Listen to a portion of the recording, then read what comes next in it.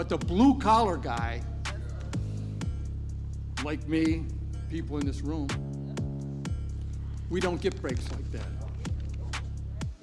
It's pretty incredible that it's not something you heard about, such a happy ending with the act that had been passed.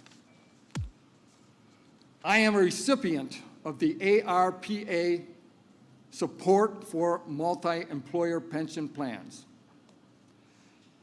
And I may be the front man here today, but so many people, our president, Joe Biden, Senator Sherrod Brown, Representative Marcy Kaptur, Senator, they're the force behind this. Thank you, thank you.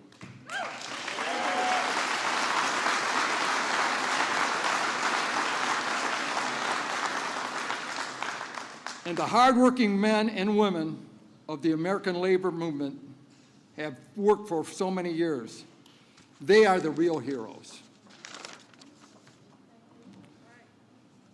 And now it's my great honor to introduce the man who made this day possible.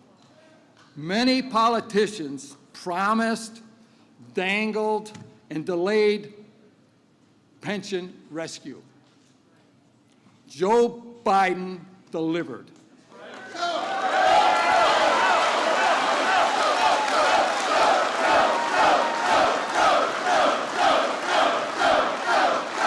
Boo. Life-changing aid. So many people like me. Please welcome to the stage, true friend of labor. Let's hear it, Cleveland, Joe Biden.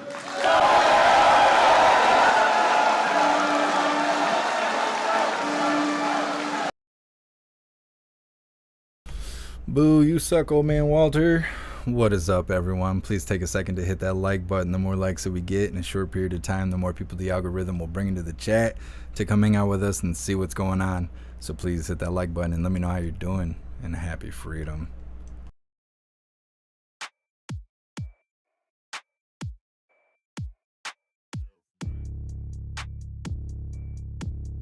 Look at this clown. Fall up them stairs for us, old man Walter. We want to see it. Just for old time's sake.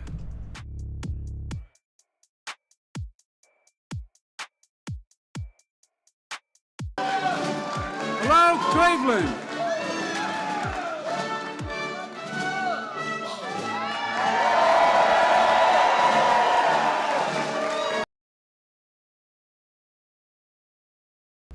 They should have choreographed this better. Orchestra, thank you very much.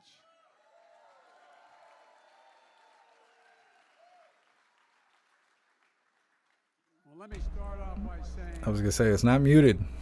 here if I didn't say it, excuse my back when I'm speaking. I apologize.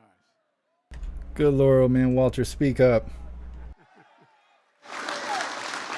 Hello, Cleveland. Before I begin, though, I want to make one serious comment about the shooting and the death of Jayland Walker. The Justice Department and Civil Rights Division of the FBI field office in Akron, Ohio, and the local U.S. Attorney's Office are close. This guy's terrible at his job. What happened? The FBI continues to coordinate with state and local partners to provide resources and specialized skill. If the evidence reveals potential violations of federal criminal statutes, the Justice Department will take the appropriate action. And I just want you to know what's going to happen. Now for today's program. Thank you, Bill, for that introduction, and for the welcome on behalf of the Iron Workers Local 17 here in Cleveland. Iron Workers are with me the first time I ran as a 29-year-old kid for the Senate, and you're all crazy. I'll never forget a guy named Tommy Schrank was the president of a local in Delaware, and he said, let's go out and meet some of the guys and women. We went out to a built construction site. We went up a makeshift elevator, went up 13 floors. They're sitting on 18-inch beams eating their lunch. I'm thinking to myself, my God, these guys are supporting me. But they're the guys I grew up with. You know, the people you heard speak earlier today, and I apologize, I'm going to repeat some of what they said. But you know, we all come from the neighborhood. We all come from, no, I mean it. I was born in Scranton, Pennsylvania, which was a union town, mostly coal mine union town, a lot more.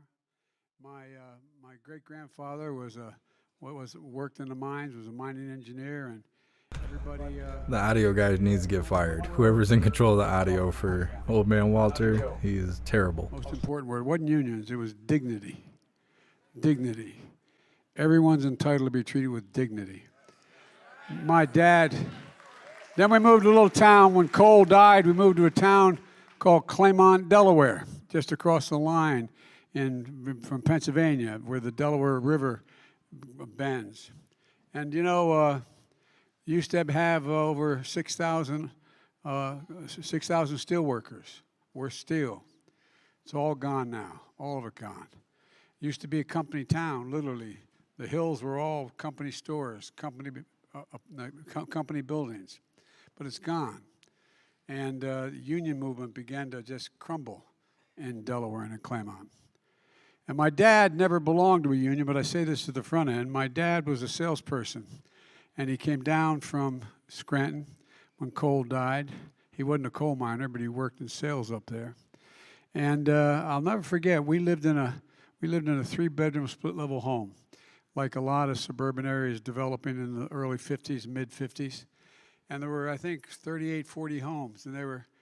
And we had 4 kids in the family and a grandpa living with us, and mom and dad. And the walls were thin. And my dad, one night I could tell he was really restless. I could hear him, and sort of not banging, but leaning up against the wall, the room in my room. Next morning I asked my dad had an expression. He said, "Joey, you never complain and never explain. Just get up. Just get up." And I was wondering what was wrong. And I asked my mom. She said, "The company says no pensions. No pensions." And so, you know, a lot of you come from families like mine. A lot of people stood behind me. Richie Neal from the state of Massachusetts. He is, as my uncle would say, he is union from belt buckle to shoe sole, man. And but all the folks you heard speak today care about it, because we know what it's like to be deprived of your dignity. We know what it's like to have a father or a mother have to put their head down when they know they can't afford a thing for their kid that they need, whether it's a prescription or whether it's just plain being able to go off to school. And the point I want to make is this. We all understand this. And when I ran for office this time, and I've been a union supporter for my whole career, but I made a promise. I mean it sincerely, and Marty knows this. I guaranteed when the Fair Labor Standards Act was passed, and back in the 30s, and Roosevelt came along, it didn't say unions are okay. It says we should encourage unions. Encourage unions. Because when unions do well, everybody does well. Everybody does well. Not a joke. Not a joke. So here's the deal. The deal was quite simple. When I ran, I was criticized for the basis upon which I ran. I said I'm running for 3 reasons. 1, to restore the soul of America, the decency and honor of this country.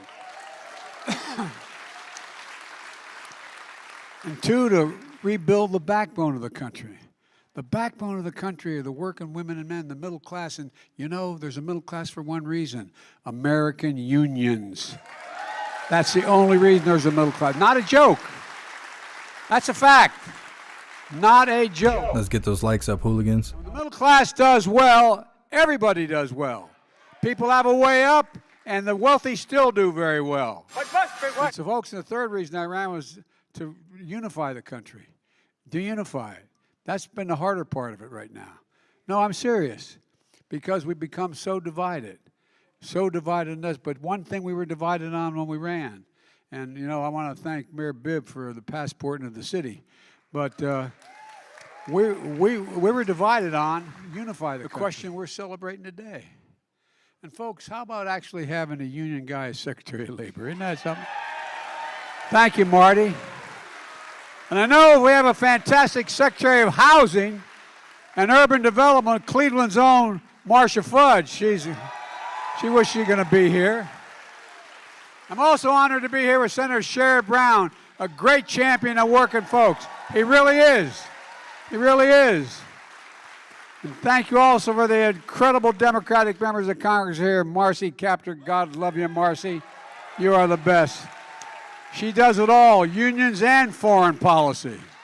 And foreign. You think I'm joking? I'm not joking. She really knows more about foreign policy. She's forgotten more than most members of Congress know. And Shontel Brown, just remember me when you're president, okay?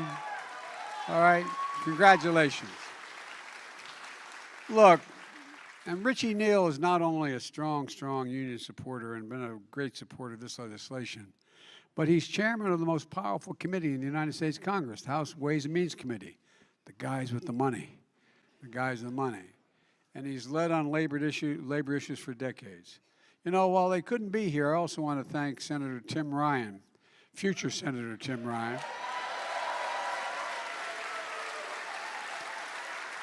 and Senator Patty Murray of the state of Washington for their incredible work on this legislation. With everyone's leadership and with their votes, and most of all with the unrelenting commitment of labor and all of you, this historic day is made possible. And it really is historic. This was $90 billion, okay?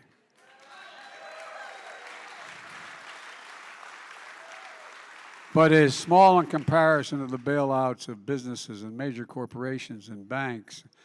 And folks, I'm here today to talk about the issue that affects every single American in their retirement. People around the country wake up every day wondering whether they've saved enough to provide for themselves and their families before they stop working.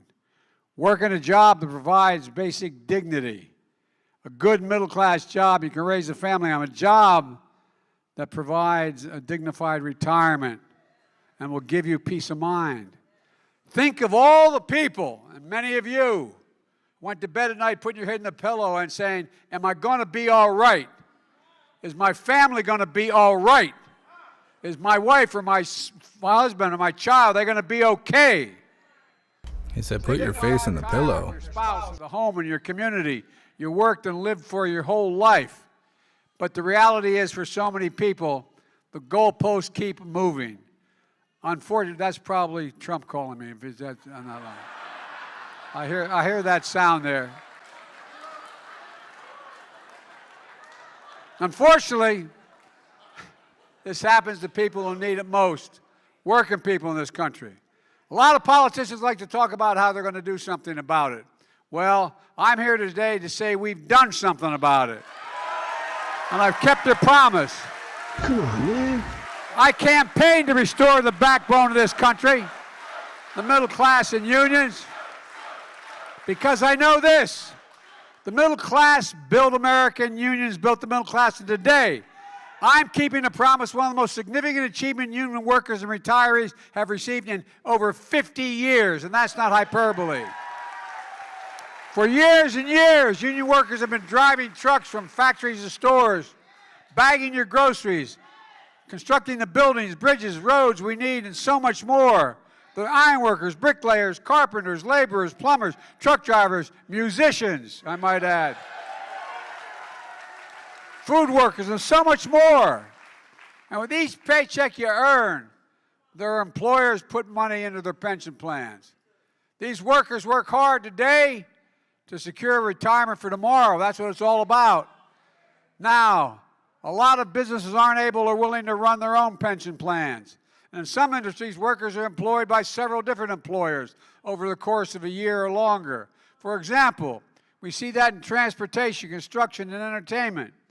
So working with a union that represents their employees, businesses in the same industry, often come together to form what's called a multi-employer union. I know you know this, but people listening to this on television may not know this. Pension plans that serve 11 million Americans across the country. And to make sure these pensions are managed responsibly and to protect the participating workers and retirees, the federal government oversees, then ensures the plans. But we've seen the risk of millions of workers face as they watch their hard-earned pensions turn into broken promises. We saw it before the pandemic and the economic crisis that followed. Millions of retirees were at risk of losing their retirement security through no fault of their own, based on conditions and unrelenting attacks on unions that were taking place. 200 Mulder employee pension I feel bad for the microphone he's holding. workers. It's abuse. Retirees were going insolvent. What that means to those 2 or 3 million workers, they face painful cuts to the benefits they had counted on and for the dignified security of retirement. You just heard from Bill what it's like. Work 30, 40, 50 years, working hard every single day, doing everything to provide for your family. Track every dollar of that paycheck for groceries, mortgage, and hopefully for family vacation maybe one day. And knowing when it's time to retire, your pension you earned will be there. Knowing that together with your Social Security benefits, that pension will continue a good middle-class life for you in retirement. For some, just my dad would say, just a little peace of mind. But for folks at home, imagine losing 50 or 60% of that pension through absolutely no fault of your own. Imagine what it does financially and emotionally, what it does to your dignity. I'm also here as Davy Grubbs, retired Teamster truck driver from North Carolina, who faced nearly 70% cut in his pension. And now, also joining me today is Rita Lewis. Where are you, Rita? Rita's here somewhere, I'm told. She stepped out. I don't blame her. You know, she's Butch's widow. Their anniversary's coming up in a couple days. Childhood sweethearts. Butch was a ball player drafted by the Pittsburgh Pirates out of high school, but he enlisted in the United States Army instead. Special Forces, Army Ranger, served in Vietnam. Earned, like my son, the Bronze Star. My son did not win the Purple Heart, but in the Purple Heart. Came back home to Rita, settled in Cincinnati. Became a trucker, represented by the Teamsters, and then president of his local.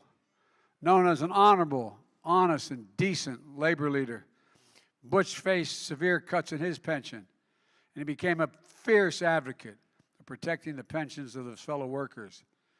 Butch died more than 6 years ago, and Reed has carried on his legacy ever since. And with Democrats in Congress, I might add, and Marty Walsh's leadership, we brought the Butch Act. We fought for the Butch Lewis Act to protect pensions for millions of workers and retirees. As candidate for president, I argued for its passage and promised when it passed I would sign it. And that's the promise I've kept when I included the Butch Lewis Act in the American Rescue Plan. Now, Mulder employee plans will remain solvent for decades and come at least until guaranteed till 2051. Those retirees who lost their benefits will have them restored retroactively. We turn a promise broken into a promise kept. It matters to workers. It matters to their families. It matters to the country.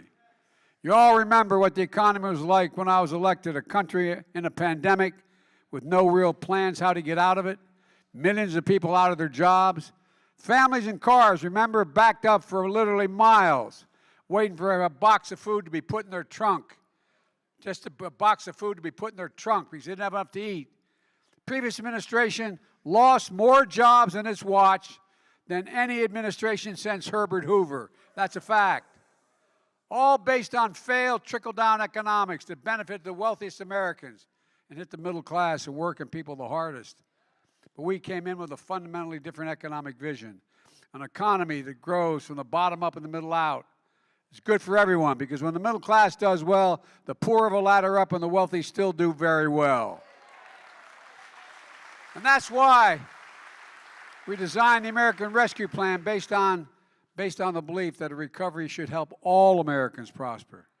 A belief that working, building power, and unions are good for workers and for the economy. A plan that led to the most jobs created in the first period of a presidency than any time in all American history.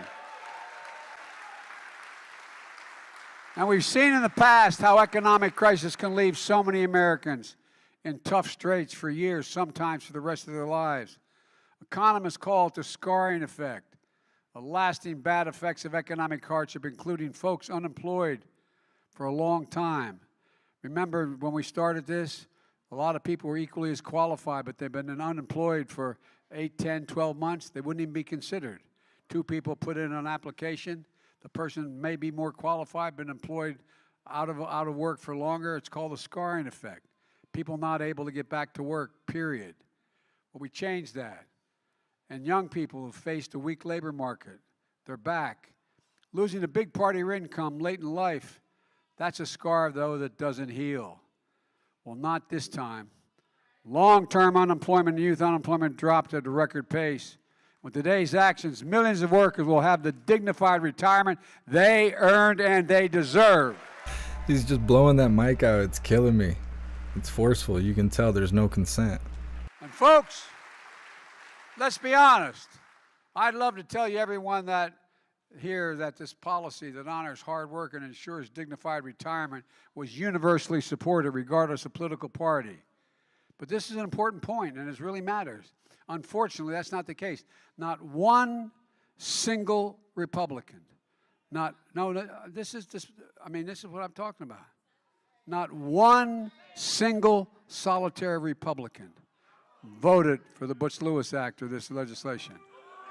And folks, I can tell you, those of us I was in the Congress a long time, and the people are still in the Congress. There's ones who wanted to, but they're afraid to. Because the Trumpers would literally take them out. Not a joke. That's how bad it's gotten. We've got to change it. In fact, when this bill was moving through Congress, Republicans called these pensions, quote, rat holes. That was their phrase on the floor, Reverend. Rat holes. Who do they think they are? Who do they think you are, for God's sake? And my predecessor had a chance to act, but he didn't have a commitment to you or the courage to stand up to his own party to get things done, dismissing and ignoring the forgotten people he promised to help. Remember how he's going to help working class folks? But tax cut for the wealthiest Americans. They had no trouble passing that. They passed a $2 trillion tax cut. Not a penny of which was paid for. Increased the debt by $2 trillion. The vast majority of people making the top 1% of income, the biggest corporations, and their biggest cheerleaders of that $2 trillion tax cut. And again, disproportionately benefited the wealthiest Americans. Protecting a system in which, for example, the 55 of the largest Fortune 500 companies in America pay zero in taxes, zero. They made $40 billion, didn't pay a single penny. The party that chose to make life more comfortable for the already comfortable disparage and oppose retirement security for working people. And now when Republicans actually do offer a plan, they finally, I'm not joking. Ask yourself this question. What is a Republican platform going to this campaign? No, I'm in deadly earnest. I'm not trying to be political. Just a fact. Well, they have a guy who is the Rick Scott from Florida, who heads up the Republican campaign committee. He put out the plan. What does the plan do? It makes the tax system less fair by wanting to tax everybody making under $100,000 significantly more on average, a lot more money. It actually raises taxes on those working families because he thinks you don't pay enough in taxes already. No, not a joke. I should have brought along the actual copy of the plan. We'll go online and no, for real. It's been published. They published it. They think we're freeloaders. But he's not. But he's got a problem with the tax code that allows billionaires, none at all, no problem. Billionaires in America, there's 789 or thereabouts. You know what their average federal income tax they pay? 8%. Every one of you have a job pays more than 8%. Every single one of you. If you're a cop, a teacher, a firefighter, a union worker, you probably pay 2 to 3 times that. Now, after refusing to protect your pension, they're going after your Social Security. Now, look, I would have thought, had I not seen it on paper and heard them talk about it, that I was making this up. Not a joke. The big idea is to put Social Security in the chopping block every 5 years. That is, every 5 years, Social Security, Medicare, and Medicaid have to be reauthorized or they go out of existence. Social Security you paid in from the day you started working. It's your other pension. You paid in it every single paycheck. You earned it. It's your money, just like your pension. And he adds in Medicare and Medicaid for the chopping block every 5 years. Unless Congress explicitly votes to extend those programs, they go away. You know how they work the rules in the Senate. The ability to slow this up and keep that from happening is real. You know how hard it is to get anything done in Congress. Imagine what it would mean if Republicans had their way. Look, the ultra-MAGA Republicans, Congress is deciding every 5 years whether your promise of your hard-earned Medicare, Social Security would be continued or discontinued or slashed. It's shameful. But Rick Scott's not alone. Senator Lindsey Graham of South Carolina is talking. No, he has a proposal to cut Social Security. And by the way, I might note parenthetically, as president, the first year I was president, I cut the federal deficit by $350 billion. And you know how much I cut it this year? Cut this year. By the end of September, I will have cut the federal budget by $1,400 billion. Cut the deficit. So they start talking about you being big spenders. There's a point of that. But here's the point. Republicans are talking about privatizing Social Security. Privatizing Social Security. No, this is not a, we used to hear this stuff and think they didn't mean it, but they've written it down. It's not a joke. The senator from Wisconsin, Ron Johnson, promised again that if they regain power, they're going to get rid of the Affordable Care Act.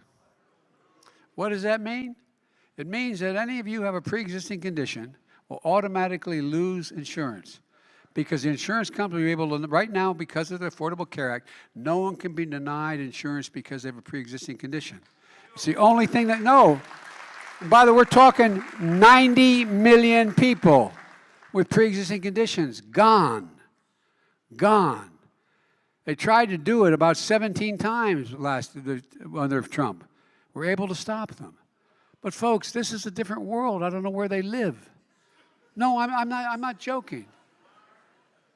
That's why elections have consequences. I'm starting to think he's joking. And that's why what we're doing here is so important. Let me close with this. We made incredible progress on the economy from where we were a year and a half ago.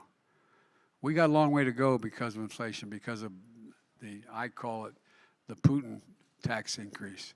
Putin because of gasoline and all that grain he's keeping from being able to get to the market. Now I'm fighting like hell to lower costs on things that you talk about around your kitchen table.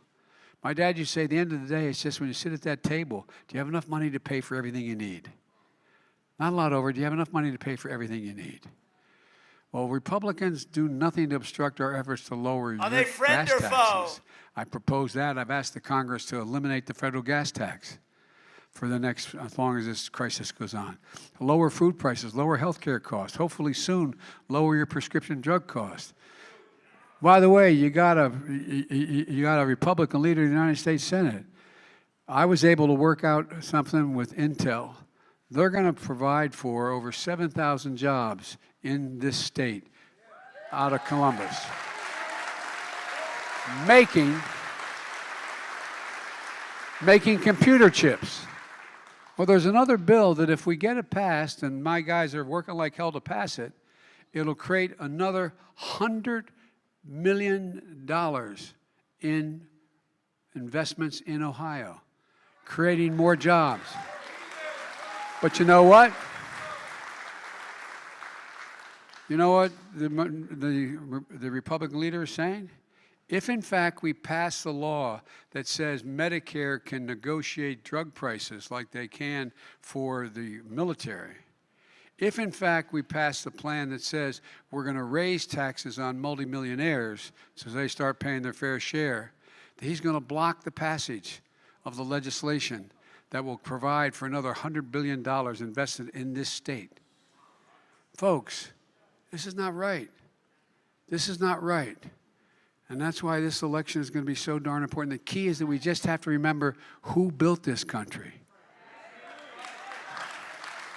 I know I remember. Tomorrow, I'll be awarding the highest honor that can be given to a civilian, the Presidential Medal of Freedom, to our dear friend, the late Rich Trumka, who fought so damn hard to protect, for the protection of these pensions. He once said, unions, quote, "We do America's work. Unions do America's work." This 4th of July, let's remember, who is the backbone of this country? It's you, the American worker. I promised you I'd be the most pro-labor, pro-union, pro-worker president in our history, and there's another promise I'm going to be keeping as well. So let me tell you something. It's not a joke. There's no other place I want to be than right here with the workers in this room and the workers that built America. I see you, I hear you, and I'll always have your back, I promise. God bless you, and may God protect our troops. Thank you, thank you, thank you.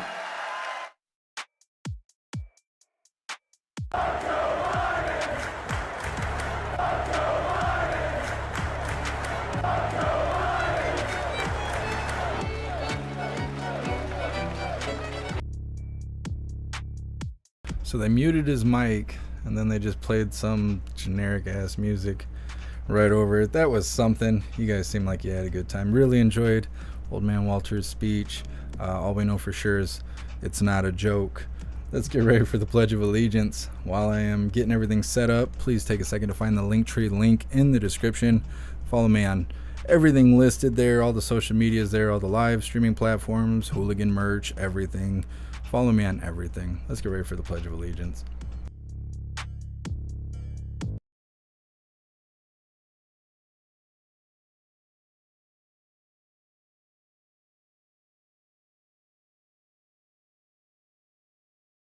Oh, just one time for Old Man Walter. Oh, goodness. Just gotta get it out. All right, hooligans, please join me for the Pledge of Allegiance. I pledge allegiance to the flag of the United States of America and to the republic for which it stands, one nation, under God, indivisible, with liberty and justice for all.